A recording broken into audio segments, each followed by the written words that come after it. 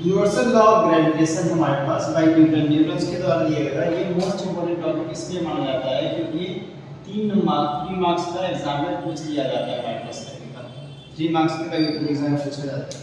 तो इसमें है क्या हमारे पास, according to the universal law of gravitation every objects attract every other objects with a force. मतलब कहने का मतलब है कि न्यूटन का थर्ड लॉ यहाँ पे आता है कि एक ऑब्जेक्ट ना दूसरे ऑब्जेक्ट को भी, जैसे मान लो अर्थ की बात करें, जैसे पिछले वाले हमने इसमें क्लास में बात किया था कि अर्थ का एग्जांपल लिया था हमने। अर्थ जैसे अट्रैक्ट करता था किसको, एप्पल को, न्यूटन के ऊपर एप्पल गिरा था ना, तो अर्थ ने अट्रैक्ट किया एप्पल को, एप्पल ने अट्रैक्ट किया अर्थ को, तो न्यूटन का थर्ड लॉ लगता है।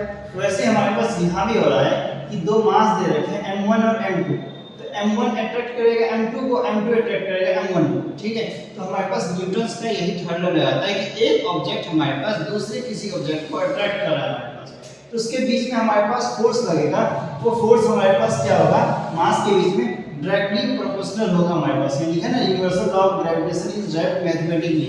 तो मैथमेटिकली हमने ड्राइव किया हुआ है। अगर तुम लोगों को क्वेश्चन आ जाएगा तो तुम लोगों को इतना कहानी लिखने की जरूरत नहीं है, अगर चाहो तो डायग्राम बना के यहाँ से भी प्रूव कर सकते हो, ठीक है। ये स्टेटमेंट फॉर्म में वो भी लिख सकते हो, ठीक है।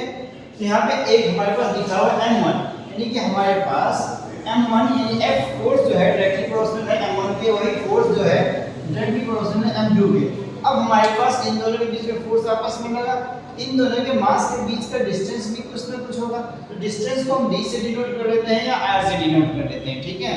तो यहाँ पे हम इनवर्सली प्रोपोर्शनल लगा लेते हैं हमने, क्यों, इनवर्सली प्रोपोर्शनल है नहीं हमारे पास कम है, तो r से डिनोट किया या तो हमने d से डिनोट किया हमने, ठीक है। ये चीज हमें ध्यान रखना है।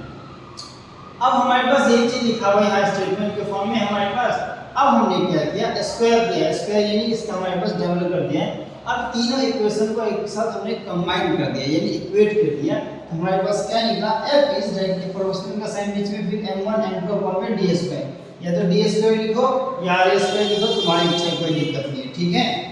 अब हमने क्या किया, इनवर्सली प्रोपोर्शनल का साइन जब हटेगा ना तो हमारे पास क्या लगेगा, एक कांस्टेंट होता है हमारे पास कैपिटल G, तो कांस्टेंट G हमारे पास यहाँ पे लग जाएगा।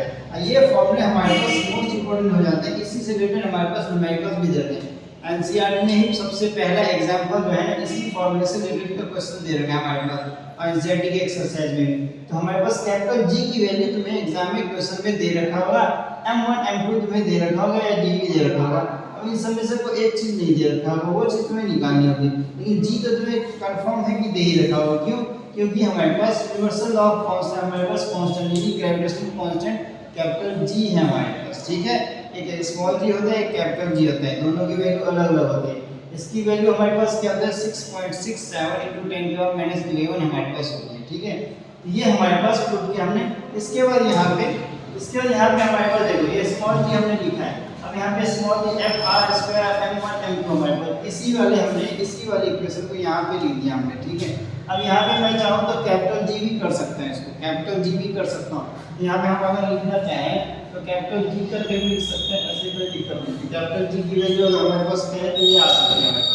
और सबसे मेन बात यहाँ से एमसीक्यू क्वेश्चन बन जाता है कि हमारे पास ऐसा यूनिट क्या होती है हमारे पास, तो न्यूटन मीटर स्क्वायर और किलोग्राम इनवर्स के स्क्वायर होता है। और G की वैल्यू हमारे पास ये फिक्स है 6.67 × 10⁻11 है हमारे पास। इसको देने वाला साइंटिस्ट का नाम क्या था, हेनरी कैप्लिस, जो कि एनसीईआरटी में भी लिखा हुआ है हमारे पास। तो इस चीज को आप काफी अच्छे से देख लेना, ये मोस्ट इंपोर्टेंट टॉपिक है हमारे पास।